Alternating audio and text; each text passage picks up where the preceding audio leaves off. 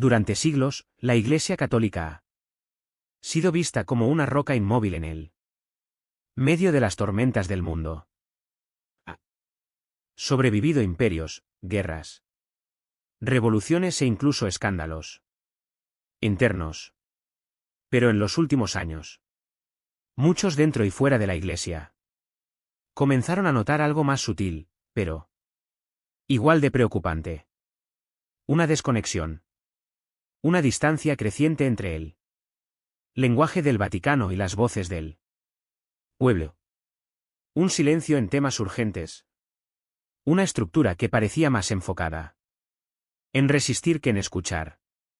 Y entonces, de repente el humo blanco apareció en el cielo de Roma y con él un nombre que resonó en todo el mundo.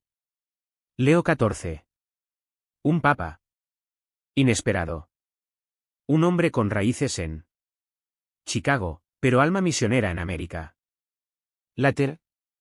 Un pastor que hablaba con suavidad pero con una determinación inquebrantable.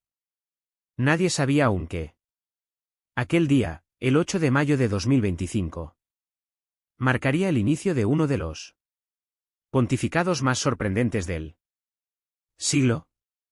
Algunos lo llamarían el Papa que corrigió a la Iglesia, otros simplemente el hombre que escuchó cuando el cardenal Robert Francis Prevost fue elegido Papa. Muchos no lo conocían más allá de los círculos episcopales.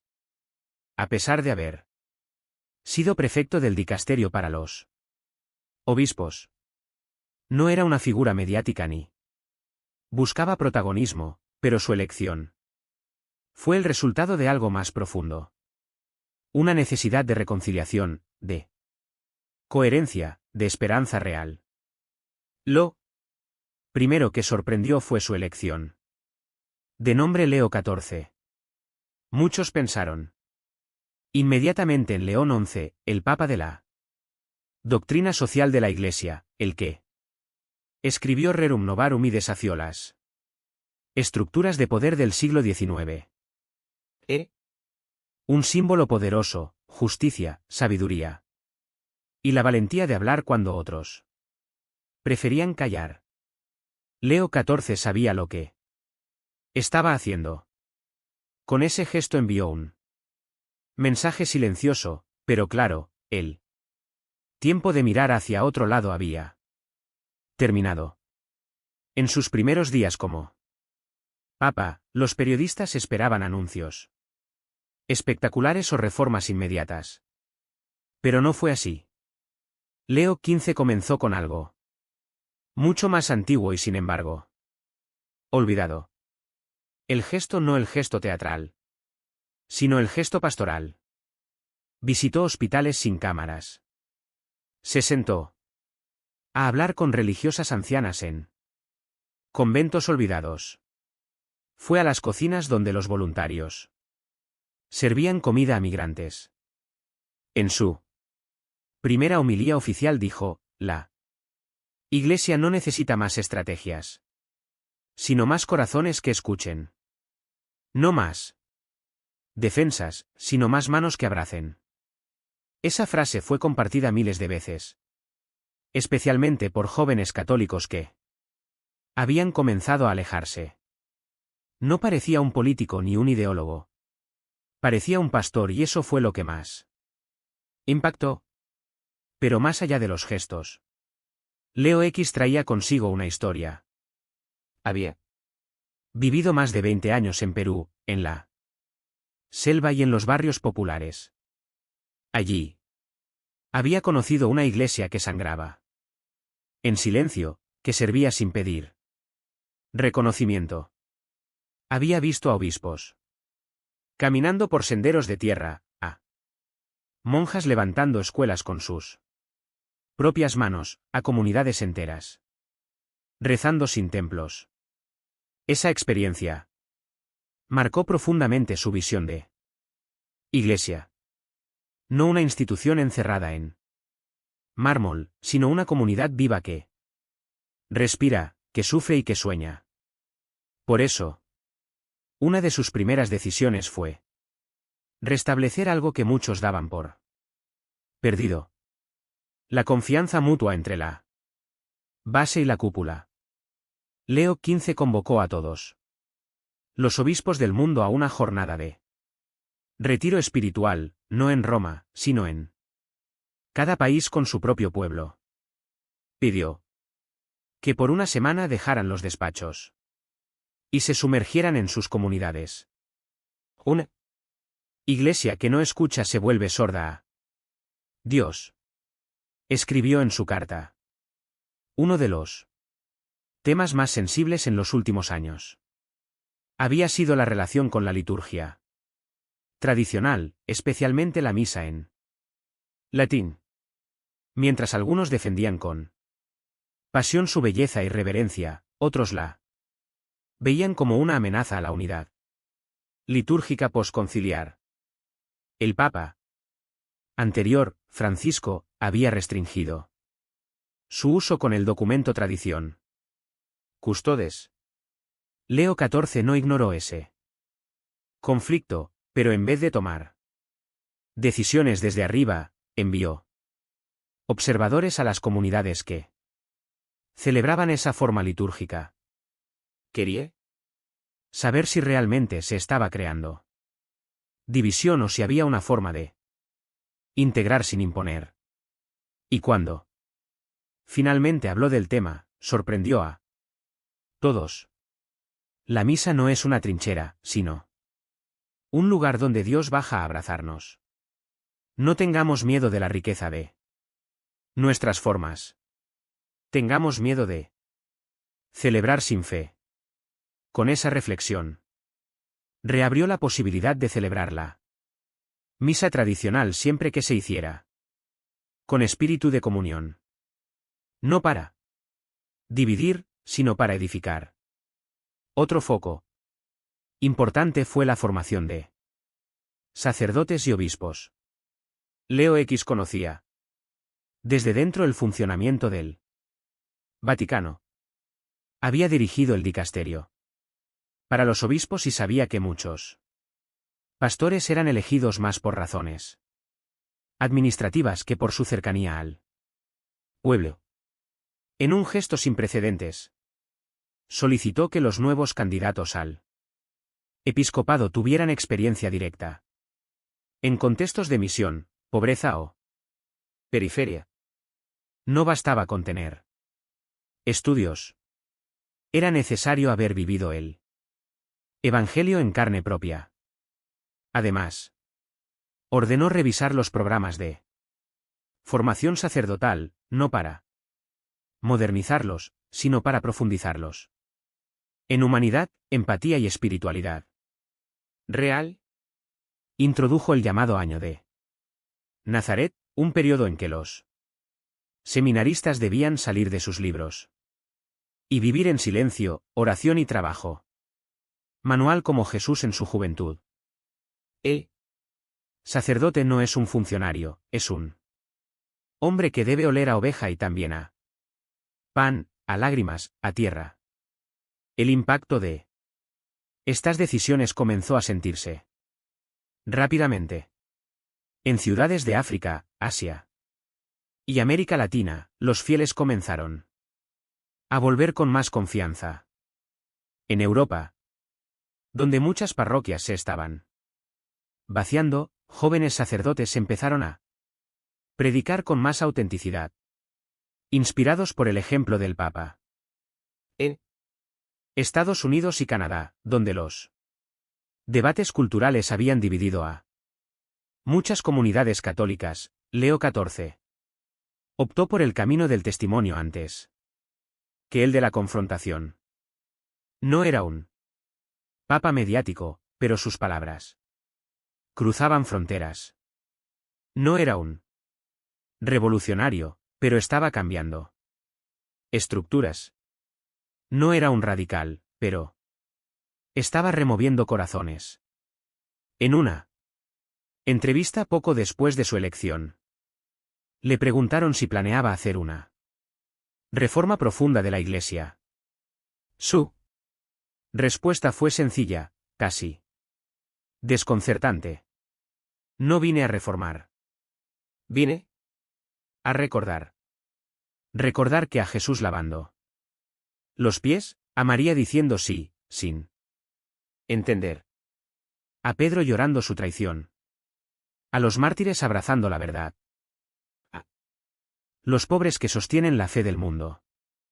Sin salir en las noticias. Leo XIV no llegó con una agenda política, llegó con un llamado, volver al centro, volver a Cristo, volver al pueblo.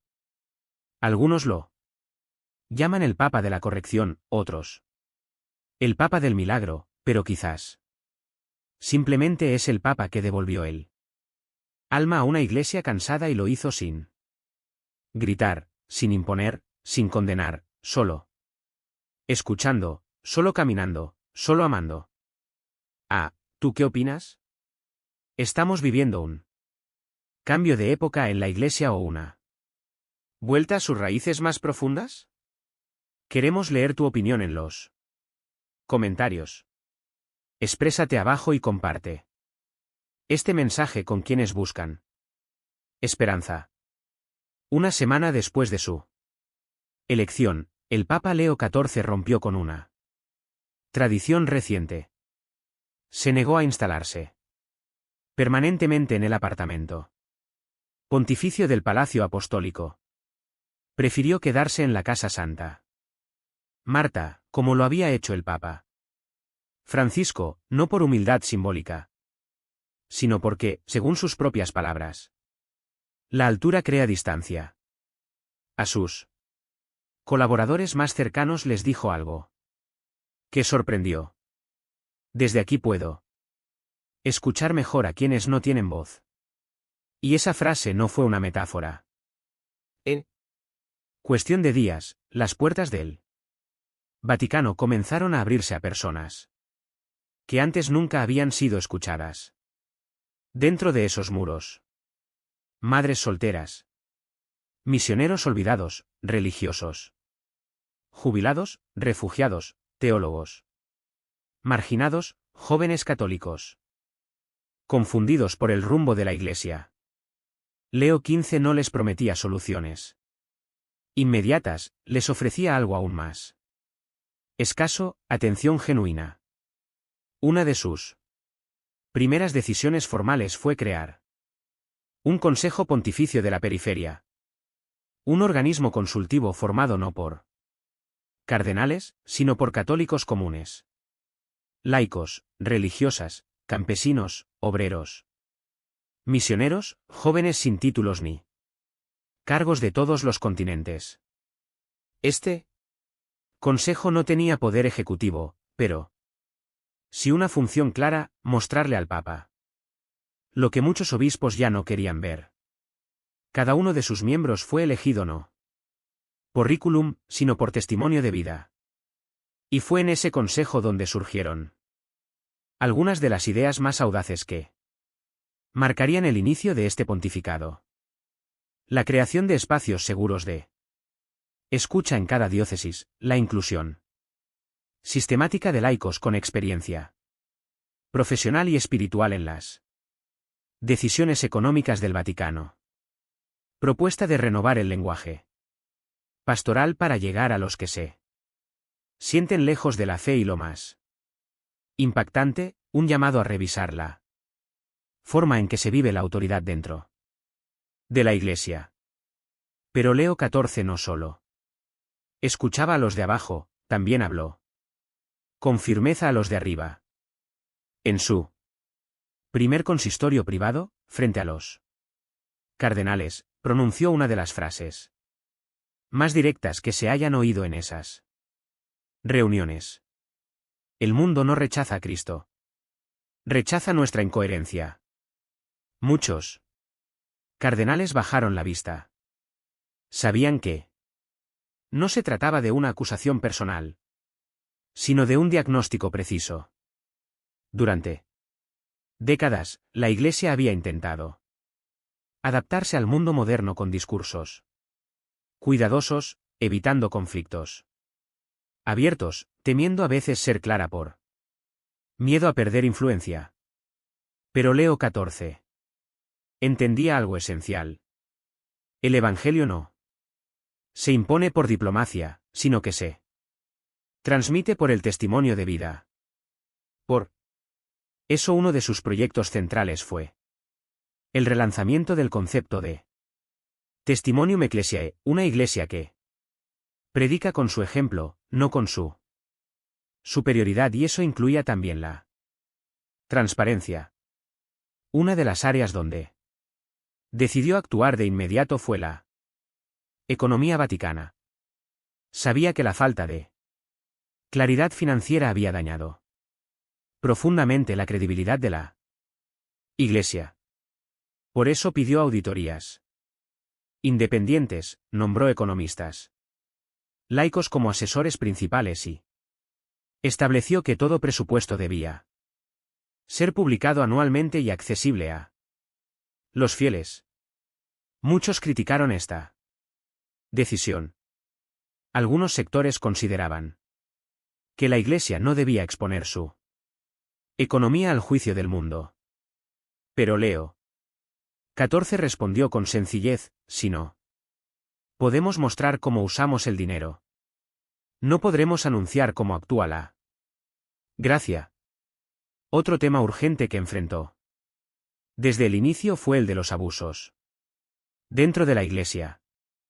Aunque mucho se había hecho, muchos fieles aún sentían que el dolor de las víctimas no era plenamente reconocido. Leo XIV decidió no esconderse. Reunió a un grupo de víctimas en la Capilla Sistina, sin cámaras ni discursos. Escuchó durante horas con lágrimas en los ojos. Luego escribió una carta no solo a los obispos, sino al mundo entero. En ella decía: el mayor escándalo no es el pecado, sino la negación del sufrimiento. La Iglesia debe pedir perdón con acciones concretas y jamás volver a cerrar los ojos. Como parte de esa acción, instituyó un día universal de oración, ayuno y reparación por los pecados cometidos dentro de la Iglesia. Pero más allá del gesto, impulsó reformas legales, favoreciendo la participación de juristas civiles en las investigaciones internas. Algo que generó tensiones, pero que también fue recibido como un acto de valentía y justicia. En el corazón de su visión estaba la misericordia como camino de conversión, pero no una misericordia superficial o emocional. Leo XIV hablaba de una misericordia que corrige, restaura y exige.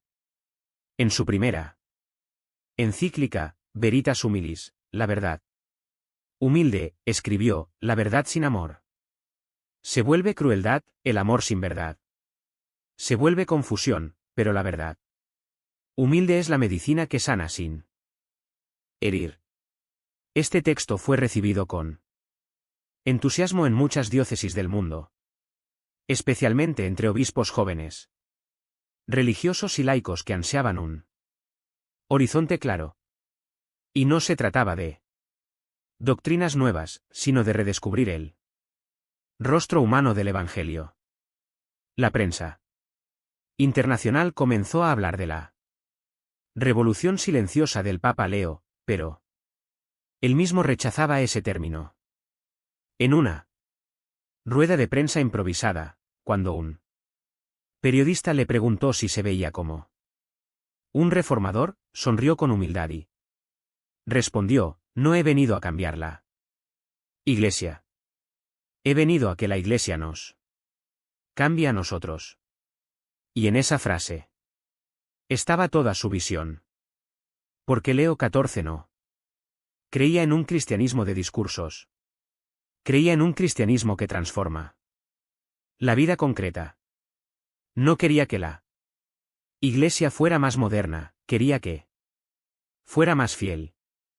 En una homilía memorable, habló del episodio evangélico donde Jesús voltea las mesas del templo. Muchos lo interpretaron como una escena ¿De ira? pero Leo XIV ofreció una interpretación distinta.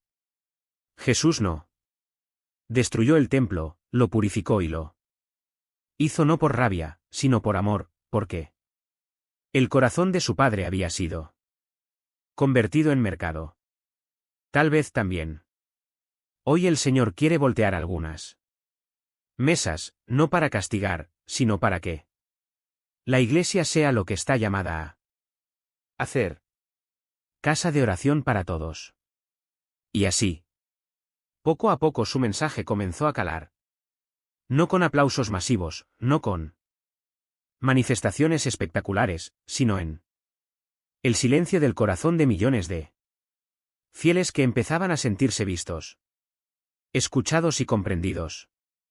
Lo que Leo XIV estaba haciendo no era una revolución en el sentido político, era una corrección espiritual, una vuelta al centro, una invitación a redescubrir la esencia.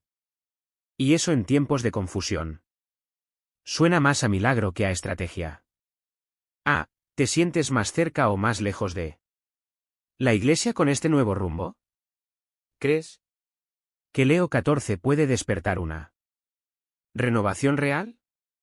Cuéntanos en los comentarios, porque tu voz también forma parte del cuerpo de la Iglesia. Mientras el mundo observaba con curiosidad, muchos católicos comenzaban a notar un cambio real en el aire. No se trataba de grandes revoluciones litúrgicas, ni de titulares escandalosos. Era algo más profundo, más sutil, más real. El Papa Leo XIV estaba logrando lo que muchos pensaban imposible.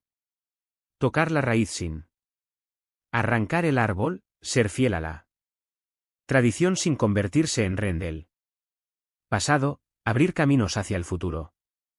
Sin renegar de la historia. Y eso para muchos era desconcertante. ¿Cómo podía un papa que hablaba con dulzura tener ¿Tanto impacto? cómo podía mantenerla doctrina y a la vez despertar entusiasmo? ¿Entre los jóvenes? ¿Cómo era posible que, sin cambiar una sola palabra del credo, pareciera estar transformándolo todo? Uno de los aspectos más admirados del pontificado de Leo XIV era su capacidad para integrar sin confundir. En tiempos donde los debates dentro de la Iglesia solían dividir entre progresistas y conservadores, entre modernistas y tradicionalistas. El nuevo Papa optó por otro camino, el de la síntesis espiritual. Para él, los polos opuestos no eran enemigos, sino hermanos malentendidos. Y su tarea no era elegir bando, sino reconciliar la familia. Así, por ejemplo, sorprendió a muchos al convocar un simposio internacional sobre la liturgia, en el que participaron tanto defensores del rito tridentino como teólogos litúrgicos del posconcilio, lejos de enfrentarlos. Les propuso un reto. Muéstrenme cómo cada forma litúrgica puede llevar al corazón de Cristo. Si no lo logran, habrán fracasado ambas. El resultado fue inesperado. Comunidades que antes se ignoraban comenzaron a dialogar. Obispos que se evitaban en los pasillos del Vaticano ahora compartían oración y estudio. Y lo más importante, los fieles dejaron de sentirse instrumentos de una batalla ideológica. Otro gesto emblemático fue la recuperación de Castel Gandolfo como residencia veraniega papal, pero no como símbolo de poder, sino como espacio de contemplación y encuentro espiritual. Durante 2 semanas de julio, Leo XIV transformó ese lugar en una escuela de oración. Allí recibió en silencio a Obispos heridos, sacerdotes quemados por el activismo, religiosas agotadas por él. Olvido, jóvenes en búsqueda, matrimonios al borde de la ruptura. No ofrecía soluciones mágicas, solo les decía: aquí no hay ruido, solo Dios y tú. Escucha, esa decisión tan simple se volvió viral. Miles de personas empezaron a escribir al Vaticano, pidiendo días de retiro, acompañamiento espiritual, orientación. Era como si la gente hubiera recordado que la Iglesia también puede ser un lugar de descanso para el alma. En el plano teológico, Leo XIV no introdujo novedades espectaculares, pero sí rescató tesoros olvidados. Dedicó una serie de catequesis semanales a los padres de la Iglesia. Citaba a San Agustín, San Basilio, Santa Garda, San Ireneo. Rescataba textos antiguos para iluminar problemas actuales y al hacerlo les mostraba a los fieles que la tradición no es un museo, sino una fuente viva, no es un archivo polvoriento, sino una lámpara para el camino. Él decía: no caminamos hacia el futuro solos. Caminamos con los pasos de miles de santos que nos precedieron. Ignorarlos es caminar a ciegas. Uno de los temas más complejos que abordó fue el de la polarización dentro de la misma Iglesia. En muchas diócesis, los fieles estaban divididos por cuestiones morales, litúrgicas, políticas. Algunos acusaban al Papa de no corregir los errores. Otros lo acusaban de no avanzarlo suficiente, pero él no respondía con dureza, lo hacía con paciencia. En una audiencia general dijo: cuando dos hermanos discuten, lo más importante no es quién tiene razón, sino si aún se reconocen como hermanos. Si se olvidan de eso, ya perdieron. Y con ese enfoque lanzó una iniciativa inesperada. Encuentros diocesanos de reconciliación. Entre católicos, no entre obispos, no entre clérigos, sino entre fieles que pensaban distinto. Les pedía que se sentaran juntos, compartieran comida, leyeran el Evangelio y rezaran en silencio. No hubo titulares, pero cientos de comunidades comenzaron a sanar heridas que llevaban años abiertas. Y todo gracias a una intuición sencilla pero poderosa. El amor cristiano no es una teoría. Es una decisión diaria. En el ámbito ecuménico, Leo XIV también sorprendió. Reanudó el diálogo con la Iglesia Ortodoxa rusa. Escribió una carta muy personal al patriarca de Constantinopla pidiéndole que caminaran juntos hacia el 1700 de aniversario del Concilio de Nicea en 2025, no con documentos, sino con oración. Además, reactivó encuentros con líderes evangélicos, judíos, musulmanes y budistas. Pero su estilo no era diplomático, sino fraterno. Cuando lo entrevistaron al respecto, dijo: no dialogamos para mostrar quién tiene razón.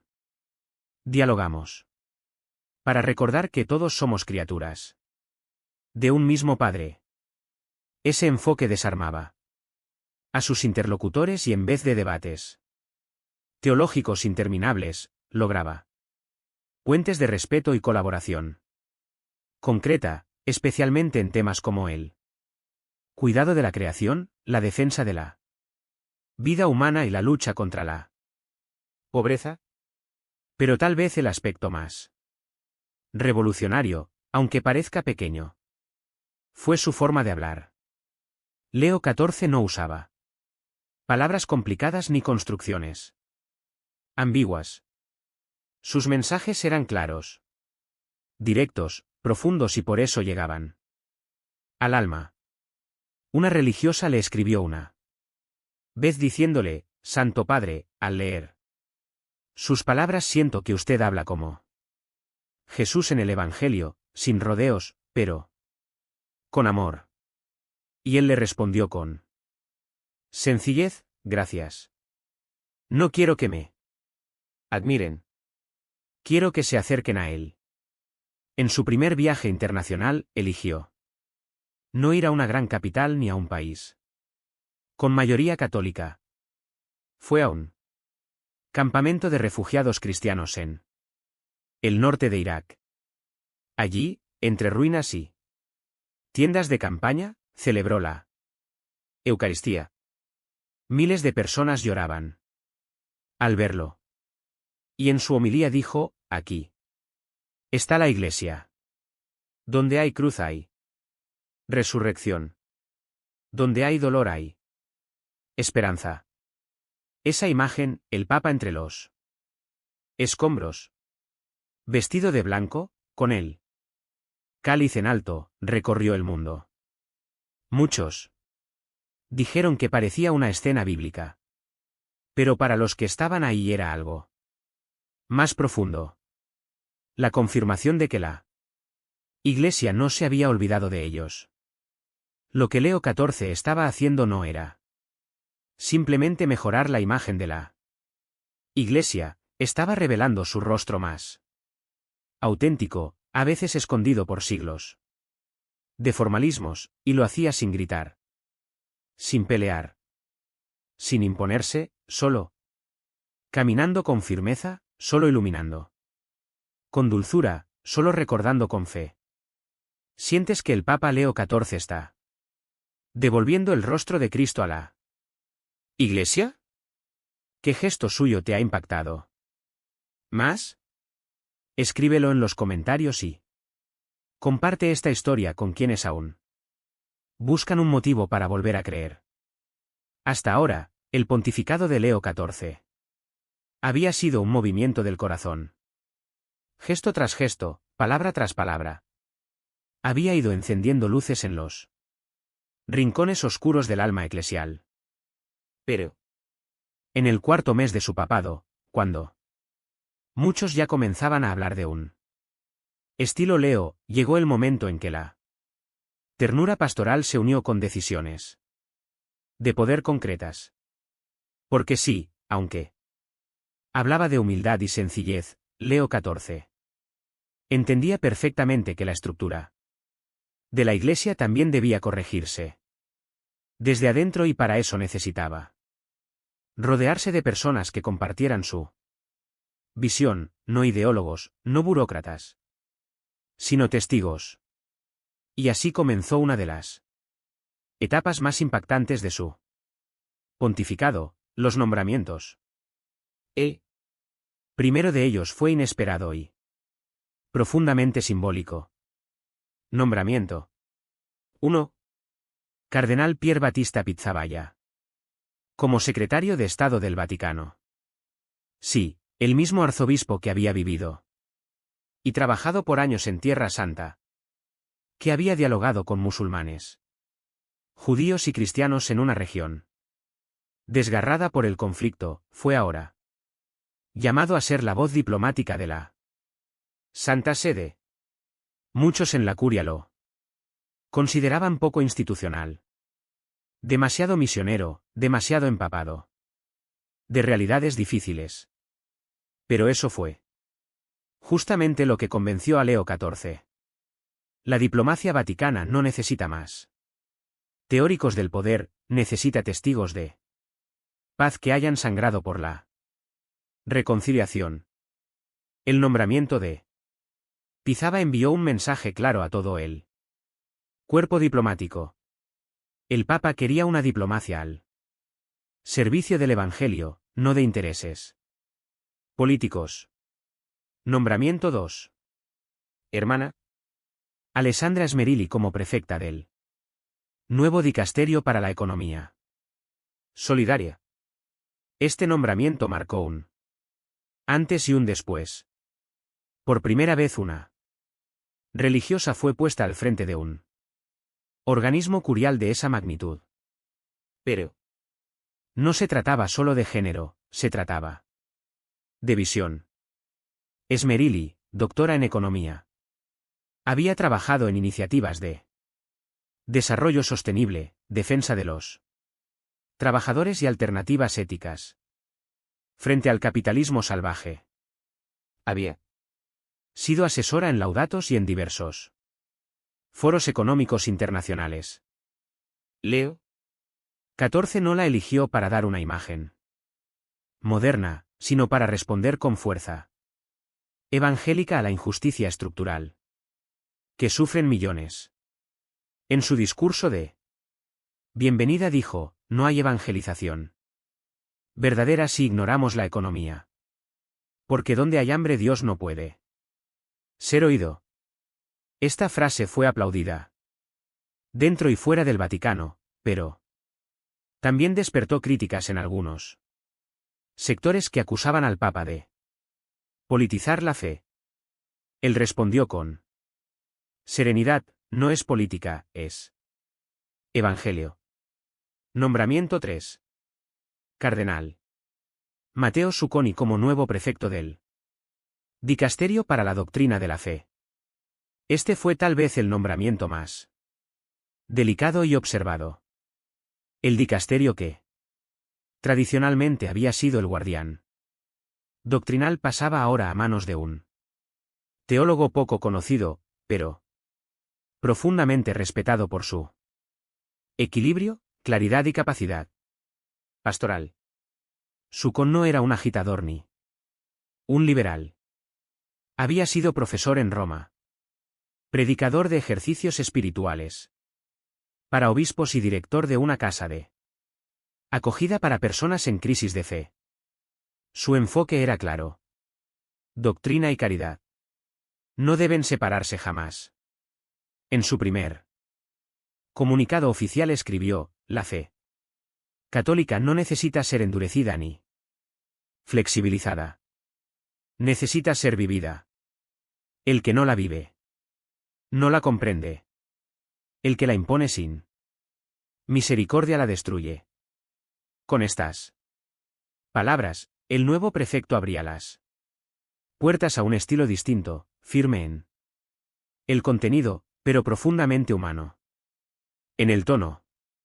Era una respuesta directa a las tensiones que habían marcado los últimos años. Nombramiento 4. Cardenal Víctor Manuel Fernández como responsable del Dicasterio para la Cultura y la Evangelización. Si alguien podía pensar que Leo XIV evitaría perfiles conocidos por su cercanía a Francisco, este nombramiento disipó las dudas. Fernández, teólogo argentino y autor de numerosas obras sobre espiritualidad, acompañamiento y vida cristiana, representaba la continuidad con el impulso misionero y sinodal del pontificado anterior, pero su función no sería simplemente promover documentos.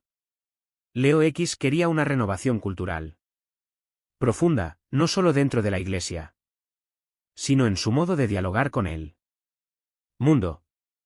En una entrevista posterior, Fernández explicó, el Papa me pidió que ayudara a la Iglesia a recuperar el arte de hablar con el alma del mundo, no con condenas, con belleza, profundidad y verdad. Ese mismo mes, el dicasterio organizó una jornada en el Vaticano, donde participaron creyentes, agnósticos, artistas, científicos, filósofos, poetas y cineastas, no para evangelizarlos, sino para escucharlos, para construir puentes. Nombramiento 5. Obdu Mendoza. De una diócesis olvidada. En los Andes como cardenal. Este gesto fue, sin duda, el más desconcertante. Para muchos. Mendoza no tenía estudios romanos, no dirigía ningún dicasterio. Ni siquiera era conocido por la prensa. Pero había sido durante 30 años pastor de una iglesia pobre, entregado al pueblo, caminando a pie por cerros y pueblos remotos, celebrando la Eucaristía bajo los árboles, cuando le comunicaron que sería cardenal, lloró no de orgullo, sino de miedo. Mateo 14. Al Imponerle el birrete rojo, le susurró al oído, este color no es de poder, es de sangre, y tú ya has dado la tuya. Silenciosamente. Este nombramiento fue visto como una redefinición de lo que significa ser grande en la iglesia. Ya no se trataba de cargos, sino de entrega, de fidelidad escondida, de olor a oveja. Literalmente. Con estos 5 nombramientos, Leo XIV dejó algo muy claro. No corregiría la iglesia con decretos, la corregiría con testigos, personas que vivieran lo que predican, que respiraran evangelio, no poder, que no necesitaran micrófono. Porque su vida ya hablaba. Y lo más sorprendente fue que estos nombramientos no generaron división, generaron esperanza. Incluso muchos que habían sido críticos con la iglesia en el pasado comenzaron a mirar con otros ojos, no por estrategia, no por marketing, sino porque la coherencia aún conmueve. ¿Fue un milagro o una rebelión? Tal vez fue simplemente un acto de fidelidad radical. Fidelidad a Jesús, fidelidad a su pueblo, fidelidad a la verdad.